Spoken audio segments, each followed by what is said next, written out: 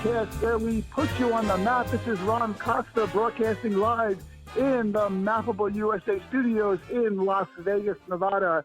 And folks, if you're an accredited investor or even a non-accredited investor, you're going to want to listen to this podcast. A lot of new rule changes and everything. We're going to talk about that.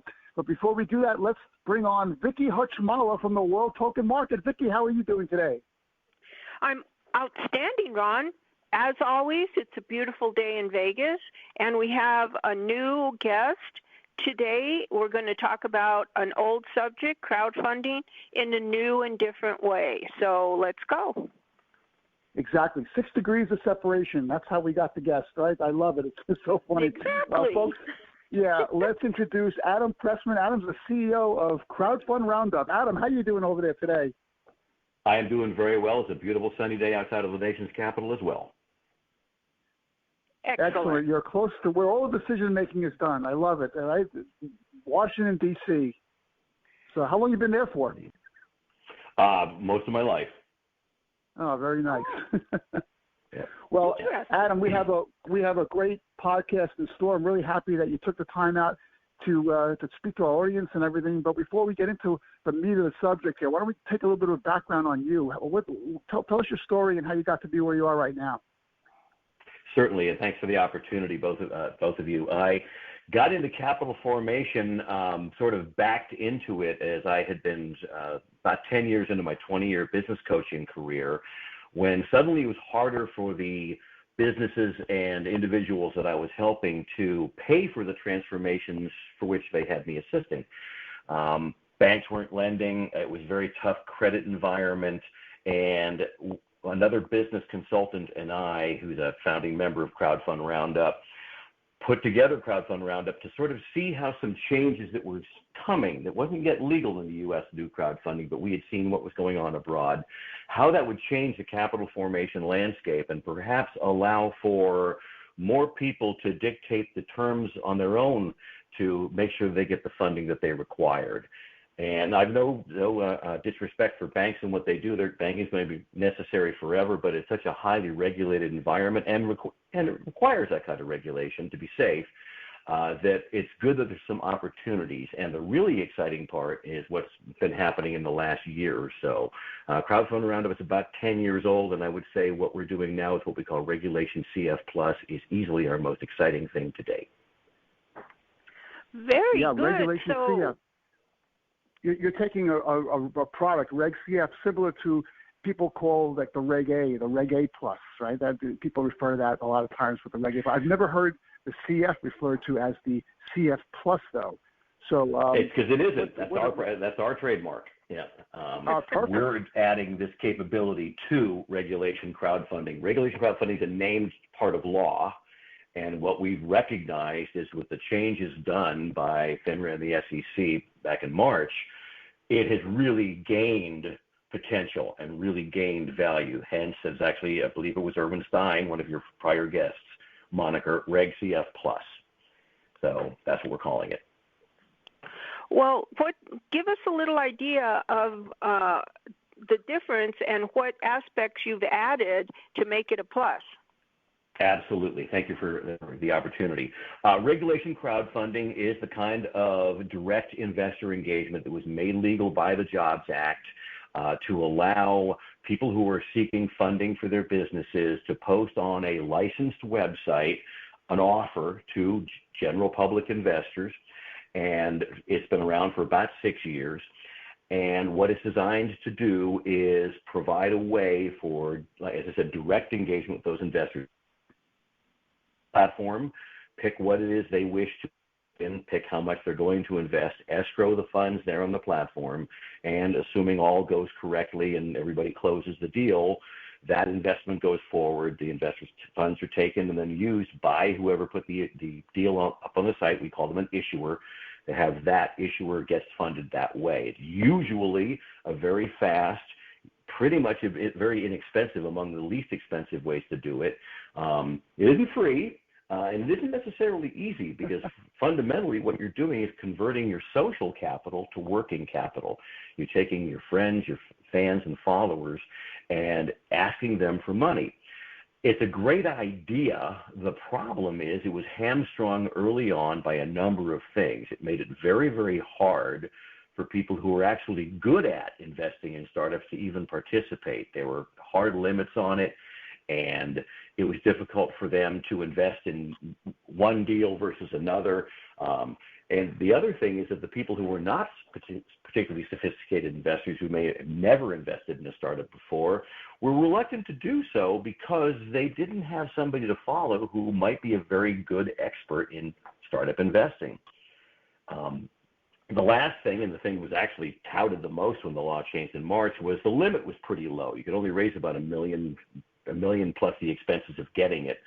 Now that limit has been raised to $5 million, which really hasn't affected the kinds of people looking for money there. Very few people were even looking for more than $1 million. But what it has done is allowed for a higher quality of crowdfunding professionals, attorneys, business brokers, marketing companies to get in the game, because the raises now can afford to pay for higher quality talent. So what we call Regulation Crowdfunding Plus was our approach to leveraging these law changes in the following ways. Because accredited investors can participate with what I'm going to call investomers, because more often than not, they're either the customers or soon will be for this venture, as well as wanting to invest in it, because they can now work together, we have a situation where investors who may be reticent about investing in a startup because they're not sure they'll get their money back, they can see that somebody who's done this before has agreed it's a good deal and has put, frankly, the bulk of the money up themselves. That makes them great coattail followers, and that's been a traditional way to get investments funded for decades, if not centuries by now. So the retail investor, the unaccredited investor, loves the fact that accredited investors can get in the game. Accredited investors, on the other hand, are so accustomed to dealing with a lack of information or varied information from each issuer who individually maintains that investor relationship with them. Now they get to have a third-party intermediary, a FINRA, that's the regulatory body that does this, a regulatory body licensed portal has to post this issue. So some of the due diligence, all of the credibility checking of the issuers to make sure they're not bad actors, et cetera, is part of that platform's responsibility. And so there's a third-party intermediary, and that helps protect the accredited investor. And many of these deals, certainly the expensive ones, are going to be subject to a financial review, giving these accredited investors a lot more insight into, yes, this deal was looked at by a CPA, it's very likely to be correct, and more to the point, it follows generally accepted accounting practices, or it wouldn't have been survivable of an audit, so that they can look at the information and see, because a lot of investors are looking at 3 deals a week, everything starts to look the same, and they begin to see patterns emerging of the ones that are most worthy. So with better financials possible, with better information out there, both sets of investors can find a lower risk solution. And that means they're more amenable. If they're more amenable, it means that when you send out an email message saying, hey, I've got a great new venture, are you willing to invest in it? They're more likely to do so. And because with accredited investors putting up tens and 20s and 50,000s, you need fewer of them. One of the big problems in regulation crowdfunding, RCF, as it's been up till now, is it takes tens of thousands of dollars to find enough investors at $500 a piece to make the deal go through.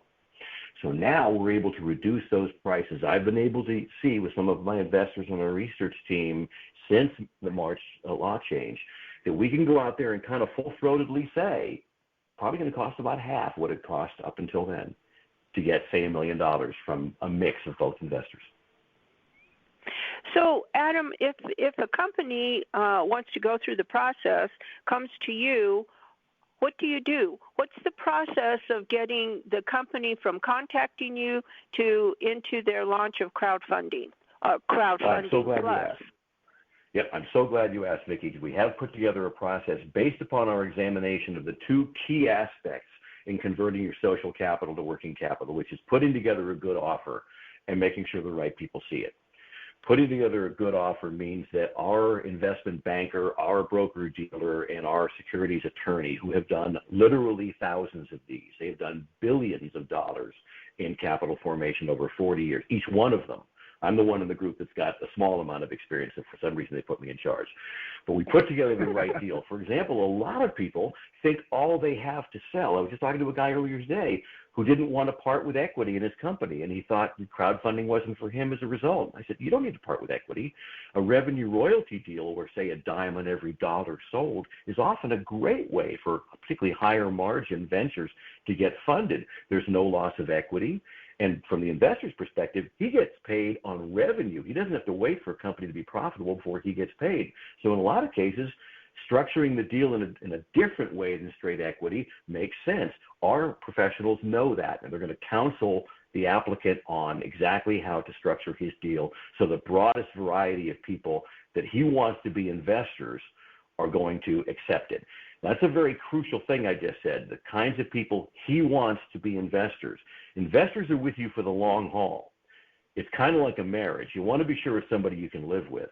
So we work with entrepreneurs to figure out who the best fit for them from an investor perspective is. Our research arms run wide and deep, and we're able to find people, investors, that have specifically said, we're willing to invest in this kind of a project, or we've done it before, which means when we do have a great offer, we can put it in front of investors and get, say, a 1-to-4 close ratio instead of a 4 in 100, which is the typical approach of just blasting an email out to every investor on the planet. So it's a mix of putting together a great offer, finding the right marketing company and market research to identify the right investors, and then putting that message out to them. The last thing we do is we've got the campaign rolling, and let's say we've got half of it, but we need the rest, and the company doesn't have the funding. Some of our marketing partners and some of our other advisory partners are willing to make a short-term loan to that organization to get them over the hump so that so they get the full issue, and then that issue, of course, pays back exactly what that loan was. In short, before crowdfunding, broker-dealers used to have a sales force that would go out and sell investors on what was on their list that needed to be sold. That sort of went away, which is a good thing, but all the marketing companies do is build buzz for it. Somebody has to be on the end of the phone talking to investors and making sure they get commitment. That's what we do. We're an investment sales organization, and we do it in a way that we're acting as the issuer because that's the way the law requires it. So we're agents of the issuer working on their behalf. They are the ones who pay us so that we get their deal closed. Because right now on some 60 crowdfunding portals that are out there, I see lots of deals that are 6, 8, 10, 12 months old. None need be on there any longer than 3.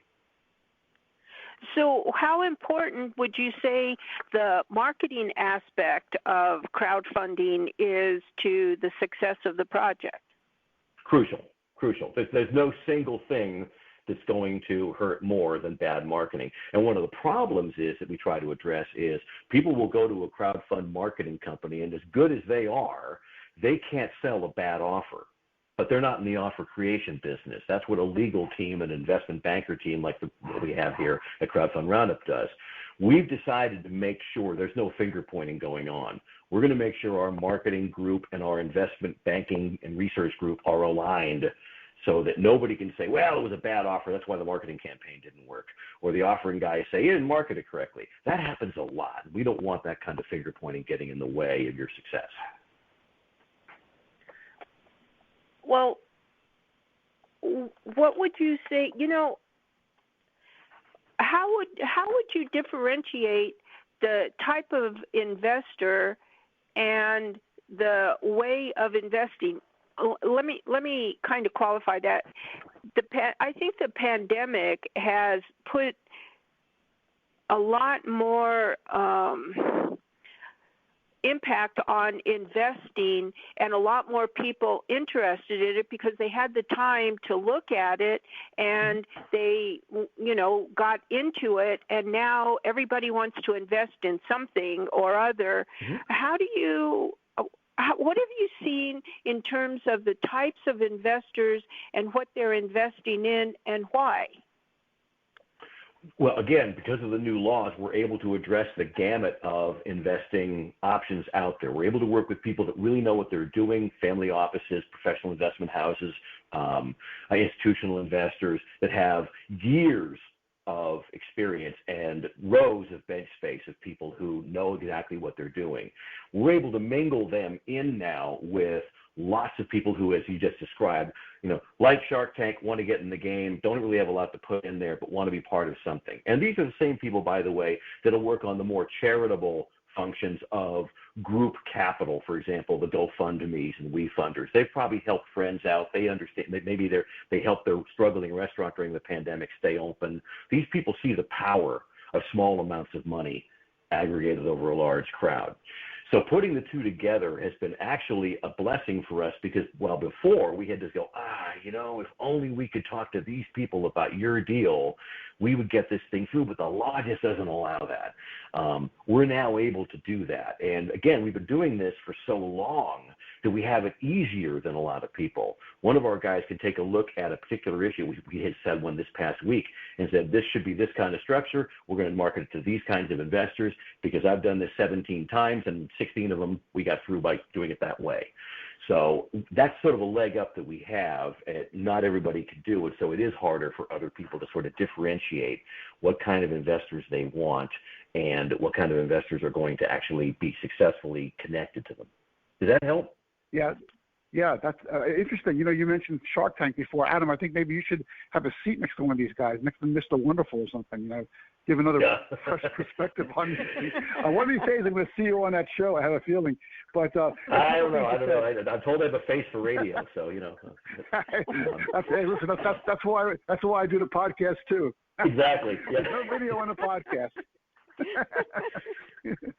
But anyway, listen, you mentioned a few things. One is, you said a lot of these issuers come up to you and they say, well, I don't want to give up equity, and you have to explain there's another way to do that. So that's kind of interesting. I'm wondering, do the investors come up to you and say, do they understand Reg.CF to begin with, or Reg A, or whatever? I mean, there's a lot of options out there, but what's their educational level at this point? Do they know what equity crowdfunding is?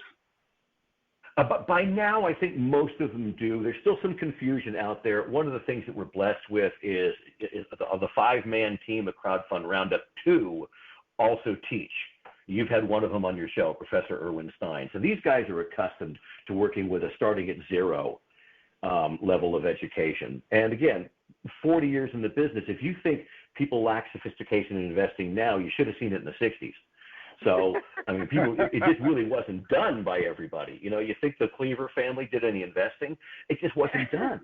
So now it's very common, and I work with wealth planners constantly who are trying to find ways to deal with investment in self-directed IRAs. And while there's never a time when I'm going to say investing in a startup is a good idea for your retirement or for putting your kid through college, the reality is an education in how to diversify your portfolio to perhaps include that when the time is right is absolutely something I'm 100% behind. And the very highly regulated, and thankfully so, investment advisor space is learning about the value of these kinds of investments and some of the ways that we've been able to gradually lower risk over time to get these things actually meaningful to people who don't really want to invest because they're afraid of the risk that's out there.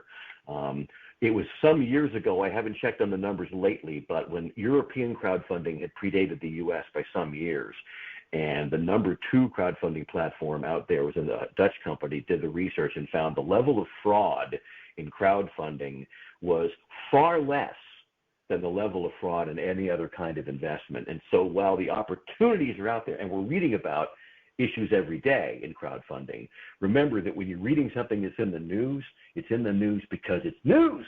It doesn't happen every day.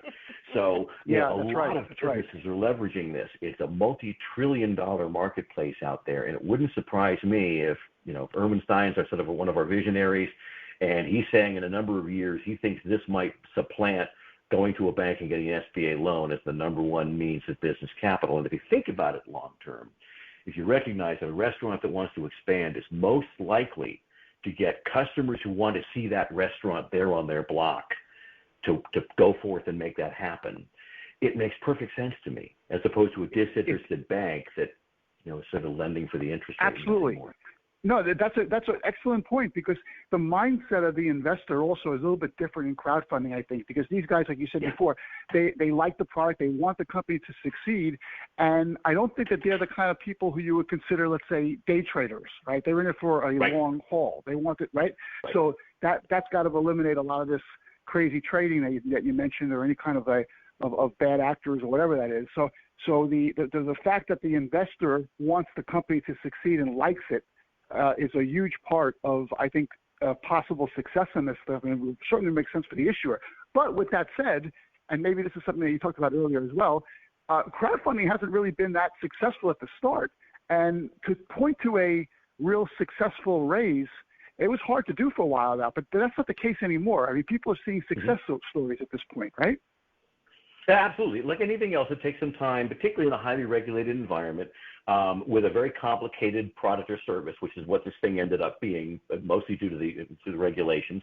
It was hard for it to do, and I have to commend some of the folks like Start Engine and WeFund or two, as well as MicroVentures and some of the folks in the accredited investor space for taking this thing forward. But the funny thing is, you see those ones that did this, it wasn't that they broke away from the traditional way of capital formation. They embraced what was necessary to do so, and then layered on the new things, because raising money involves making some decisions and following some measures of success that have been true for decades, if not centuries.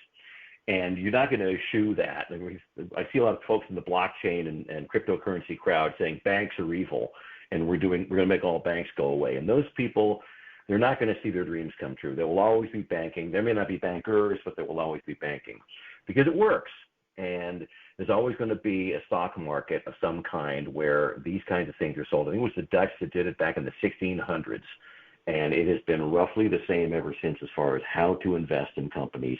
And we're delighted to have that, because it means that we can look at ebbs and flows in crowdfunding and recognize this is a part of any new financial methodology. And so people who might have been discouraged 3 years ago are starting to see the traction that's coming up. But at the same time, a big gap has happened. Crowdfunding was designed to remove the professional investment salesperson who usually worked for a broker-dealer, and did a great job of that, and it saved money as a result, at least 10% of the cost of money. The problem is nobody stepped in to take their place. The platforms aren't allowed to sell it, and issuers who may be great at selling their product or service don't really know how to sell securities.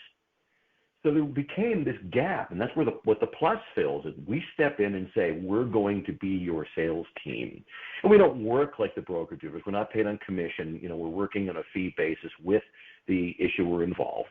Right. But that's how we get paid. As far as how to get people to negotiate favorably to your investment, that's pretty much the same. Correct. Yeah, I got that. Another thing that you mentioned too, which leads me to my next question, is the portals that you mentioned, or where these offerings reside. You said that they all have to be licensed. Like, who does the licensing on these portals? FINRA is the regulatory body that licenses the portals, make sure they follow the recommendations and requirements of the Securities and Exchange Commission. Virtually all of this, and again, I'm no lawyer, you had one on before, but I talk to one every week. The SEC has made these exemptions to a very old Securities Act. And this is one of several of those exemptions, and that's what the Regulation C, Regulation Crowdfunding, is one of the exemptions that allows for this to take place. And it's designed to protect people from fraudulent offerings, which sort of baffles me, because the SEC or anyone else in the federal government will regulate how much somebody can walk into a building down the hall from you guys and blow their college fund on gambling. But I think it's because people understand what gambling is. This isn't gambling, and the SEC knows it. This is supposed to be serious fundraising. That said, an awful lot of the people who put platforms out there say, well, if we make it, they will come. They stick the platform up there, they take some issuers, and nothing. And we've seen, frankly, the majority of the regulation crowdfunding sites, those registered by FINRA, aren't doing gangbuster money. I talked to 3 this week, and 2 of them agreed that, one said we're doing great, but it's only been since December, and they are doing great, since they've been running only since December. To do that during the pandemic is fantastic. But a lot of them are doing very poorly, and the reason is they don't know how to sell these things. Yeah. And more to the point, their issuers don't know how to sell these things. Well, exactly. The issuers don't know how to do it. But now here's the next interesting point. Now, once the platform is licensed, if I come up to that platform and say, hey, I have a Reg.CF Plus project I want to list on that site, doesn't that organization have to vet me out as well, vet my deal from start to finish? Yes, they do. Okay. And they're even required to, and a lot don't realize this, to make sure it's a viable business plan. I mean, they have to really look at it. Okay, and, I agree. Now, okay, where I'm going with this is you mentioned before, some people say, well, we couldn't sell it because it was a bad deal. It was a bad deal. Well, if it's a bad deal and it can't be sold, wouldn't the bettors know it's a bad deal and not put it on their platform to begin with? Or are they at the mercy of the marketing staff and the people who don't know how to sell the issuance to begin with? I think it's probably a little of both and something else. You have to understand that there is a wide variety of institutional knowledge amongst these platforms. Almost all of it is significantly less than what you would find at a Goldman Sachs, a Morgan Stanley, a traditional investment research and investment banking firm. One of the reasons we put together Crowdfund Roundup the way we did is we specifically took these old school professionals. In fact, we have an investment banker, we have a broker-dealer, and we have a securities attorney on staff, all of whom did this for at least 4 decades before they came to us to say, all right, I see this as something new. Let's get this thing working right. A lot of them aren't like that. They were professional marketeers, and then they started a platform or something. A few of them were done by lawyers. What do lawyers know about investing? There's been a wide variety of knowledge out there. And because it's a regulated business and every platform has to function the same, while that's a good thing in one perspective, it's a bad thing in that anybody, really anybody who's got about $10,000, maybe at the most $20,000 to spend, can become a regulation crowdfunding portal, whether they have any experience doing it or not. And so that's why you're seeing these situations where on some platforms there are deals that simply couldn't fly. There are others that are doing fantastic because they either have that institutional knowledge or they've brought people in to cater to their investors, their issuers, to do all that work for them. Right.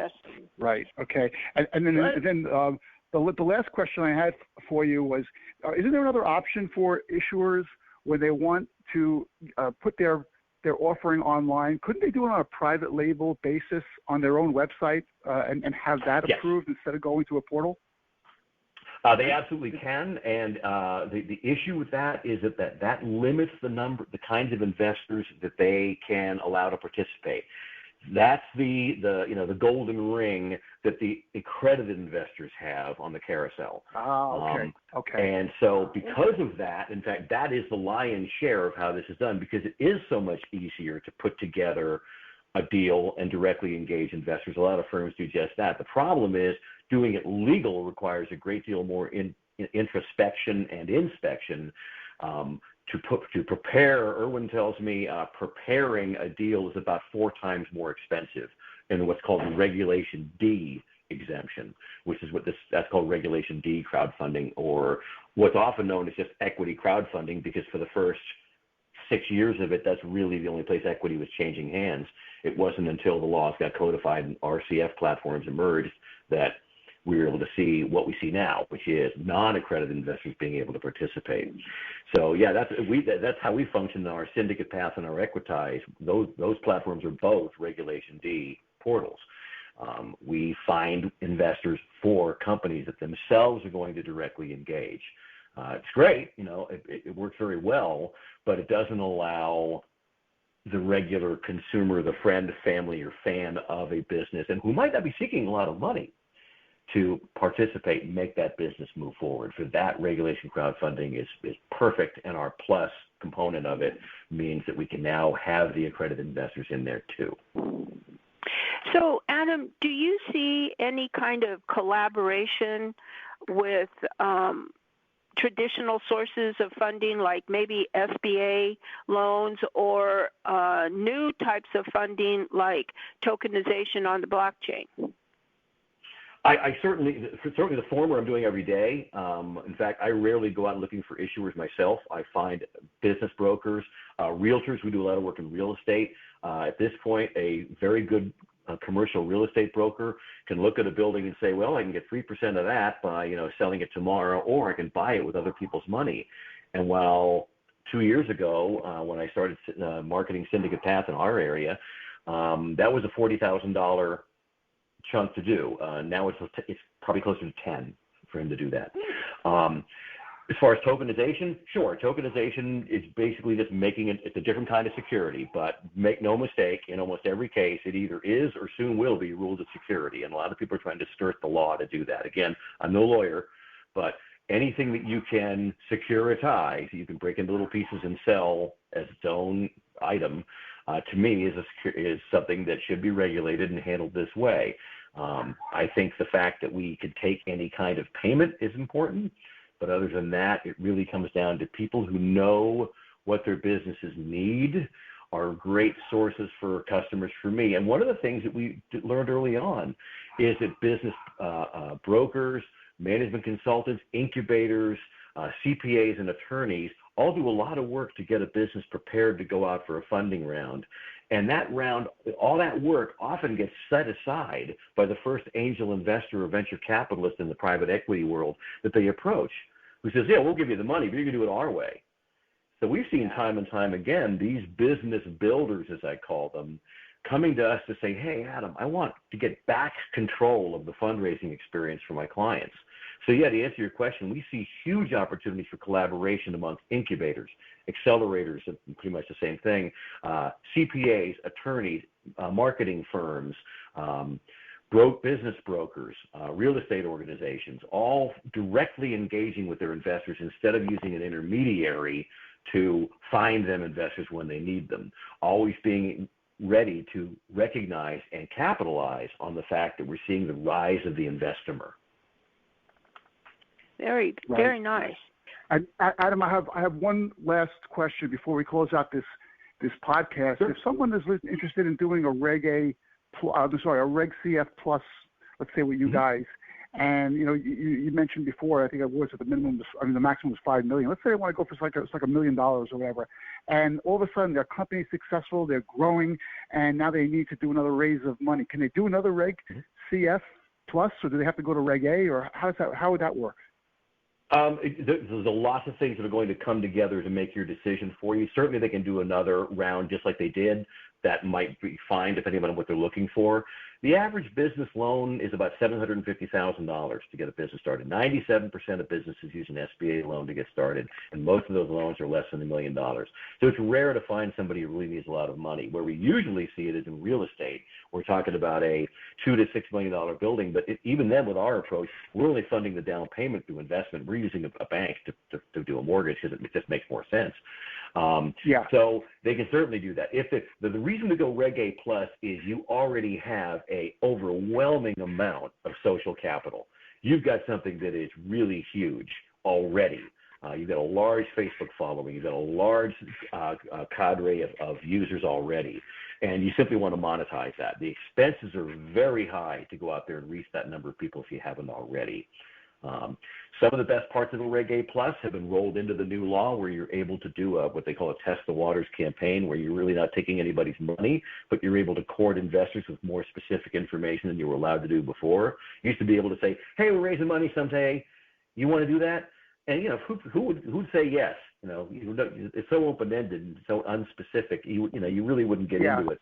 But you're now able to say, there's no limits, but you're now able to say, if we were to do this and get X and Y and you would get Z, would you participate and when? You're able to do that, and the engagement the platforms offer is a little bit tighter. These test the waters campaigns are really a great first step, and that really lets you know, A, how much money you can get overall, and B, should you do it in stages? One of the things we're very proud of is our ability to counsel an issuer. Remember I said the one about if he thinks it was just equity? We look at what an equity's future is, and this is a business coaching background that I have coming into this, and say, is the issue decisions you're going to make today and the money you're going to get tomorrow going to hurt you getting money 5 years from now? Because there's an awful lot of deals out there that can do just that. I spoke with a firm just last week that had a great loan, 2.5% for $3 million. That's a crazy cheap business loan. Swiss Bank, is a great company, but I said, they're going to hamstring you if this thing grows the way I think it will grow. It's a fantastic music opportunity. Those things tend to be explosive if they work. You're going to outgrow that funding pretty quickly, and you won't be able to get more. So, if they decide to do another deal with him. Yeah, that's when they go to Vegas and they bet it all on red, on the roulette red, all right? Yeah. That's common knowledge. Right? Yeah, but you bring up a good point, Ron, which is that so many people think of this as, hey, we stick this thing up there and maybe we'll get money. And I think that's crap.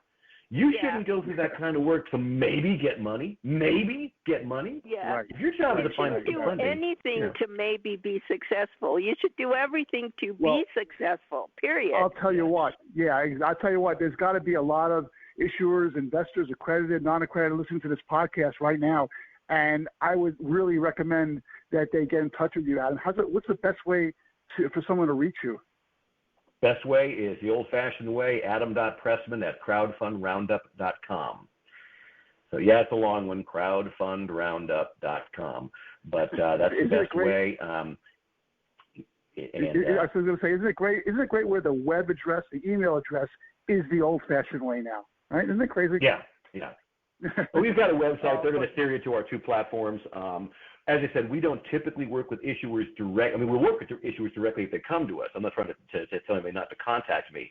But because we don't have a direct outreach system, I don't have a website. I actually have a website called Reg.CF Plus.com, but it's informational. If you're a business builder, if you're a platform owner, a regulation crowdfunding platform owner, or if you're an investor, I champion you going to Reg.CF Plus.com and reading our white paper there that Professor Stein wrote, signing up, because as we are building this process to either go to market via all the other platforms, as I said, I spoke with 3 of them this week so far. There's only 29 or 30 of them that are active. We'll either work with them and their issuers so that they're between us and you because they're sort of the place where it all happens, or we'll work with somebody who is going to put something on a platform in the future or start a campaign in the future and wants to talk to us first. So those are 2 ways to get through to us. Either way, email's the best. Didn't you also mention Equitize? Isn't that yours as well? It is. I don't want to toot my own horn too much, but EquitizeUSA.com is an investment crowdfunding platform. It is designed to put U.S. accredited investors in touch with worthy opportunities overseas, where we saw a gap in Hong Kong and Singapore. You could advertise an investment, but you couldn't close the deal. You couldn't actually put money on it. I mean, that's crazy. Those people should be able to invest just like everywhere else. So we provide an opportunity for those companies to invest in, get U.S. investors for their overseas ventures. And then Syndicate Path is a real estate-focused crowdfunding platform. We're going to very much steer Syndicate Path in the Reg.CF Plus direction because we think it's a boon for a great real estate broker who does lots of great buildings he'd like to buy with other people's money and has, say, 100 to 200 people who bought and sold homes with him that might be interested in doing small investments in their town. We think that's a tremendous way to get real estate property sold. Yeah, that is really nice. Vicky, listen, before this podcast started, I had no idea that there was a Reg.CF Plus term, and now I know. So I think we broke some major news today. I'm going to say that we broke it on the internet, okay? This is a true fact, Ron, and let me say this. Crowdfunding is not easy. It's expensive, it's difficult, and if you're going to go through the process, a company issuer needs to save themselves a lot of stress, hire someone like Adam who can help them take their project, be successful quickly, be successful economically, and be successful, period. Besides, any company that has Erwin Stein on the team, they're ahead of the game already. Thank you so much. I'll share your kind words with Erwin. You're absolutely right, Vicky, and thank you so much for including us among them. There are some great people to work with, but you've got to pick them and work with them. Whether you come to me and we help you, or we steer you to somebody who's a better fit, we're happy to do that, because what we don't want to see is this fantastic way of getting capital on your own terms to fail. I don't think it's in any danger of failing, but it isn't yet of the potential it could be. Or if you try to do it yourself because you think you know how to, and then you have to start over 3 times. Yeah. Vicky, you're talking to way too many CEOs. It's a familiar response. But anyway, listen, Adam, thanks again for being a guest on the show today. Really appreciate you taking the time out and everything. Vicky, thanks for co-hosting this show with me. Folks, you're listening to the Mappable USA podcast at MappableUSA.com. If you go to that website, scroll down a little bit, you'll see all our syndication sources. Just pick the one you like best, subscribe, and you'll never miss another one of our episodes. If you want to be a guest of the show like Adam was today, there's a guest tab there. Fill that out. We'll see what you can do about getting you on the show. And if you like what you heard today, send us an email at info@MappableUSA.com, or just leave a comment on whatever page you're listening to this on right now. So thanks for listening. Thanks for your support. We'll be at you next time with another Mappable USA episode. Have a great week, everyone.